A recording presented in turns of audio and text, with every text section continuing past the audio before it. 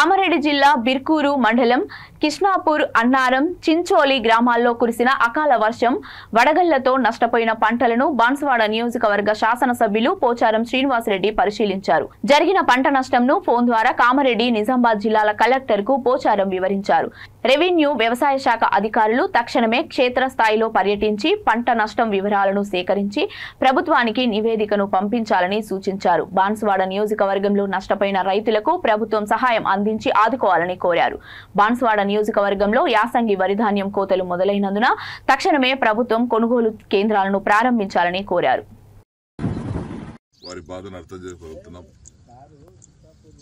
వెంటనే కలెక్టర్ గారితో మాట్లాడాను, అగ్రికల్చర్ అధికారులతో కూడా మాట్లాడాను, ఏడీ గారితో. వెంటనే సర్వే చేయించి పోయిన నష్టం మనం ఇవ్వలేం, కానీ కొంత వారికి ఊరడగలిగే విధంగా ప్రభుత్వం పంట నష్టపరిహారాన్ని ఇవ్వాలని కలెక్టర్ గారి ద్వారా ప్రతిపాదనలు ప్రభుత్వాన్ని పంపమని అడిగాం. కలెక్టర్ గారు వెంటనే పంపిస్తామని చెప్పారు. చాలా తీవ్రంగా బాధపడతా ఉన్నాం. ఎందుకంటే ఏదో చిన్న రాళ్ళు పడితే చిన్న పోయింది, పెద్ద రాళ్ళు పడ్డాయి కాబట్టి అసలు ఏమి కోత కూడా పనిచేయదు, కాబట్టి గడ్డి మిగిలింది అంతే.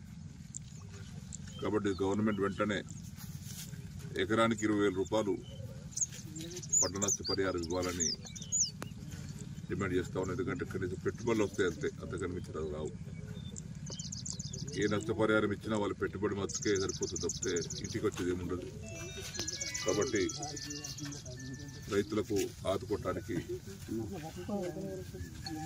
హెక్టార్కు అప్పుడు 50,000 అవుతాయి. హెక్టార్ 50,000 రూపాయల చొప్పున నష్టపరిహారం ఇవ్వాలని ప్రభుత్వాన్ని డిమాండ్ చేస్తూ ఉన్నాం. వెంటనే ప్రభుత్వం కూడా స్పందించి రైతును ఆదుకోవాలని చెప్పేసి కూడా కోరుతా ఉన్నాం.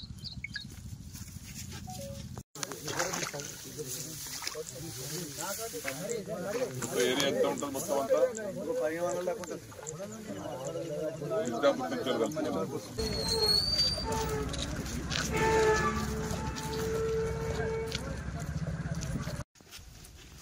మార్చిన సాయంత్రం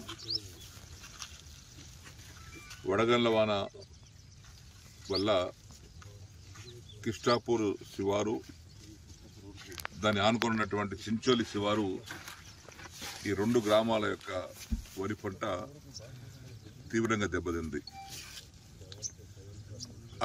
కిలో సైజులో రాళ్ళు పడ్డాయి. ఒక ఎత్తు కూడా మిగలలే, ఈకలు మిగిలినాయి అంతే. పెట్టుబడి పెట్టి వేలాది రూపాయల పెట్టుబడి పెట్టి ఒక ఎకరానికి నోటికొచ్చిన పంట రేపు వారం రోజుల్లో కోసుకునేటువంటి సందర్భంలో రైతుకు తీవ్ర నష్టం జరిగింది. పెట్టుబడులన్నీ భూమి పాలైపోయినాయి. నిన్న సాయంత్రం నాకు గ్రామ పెద్దలు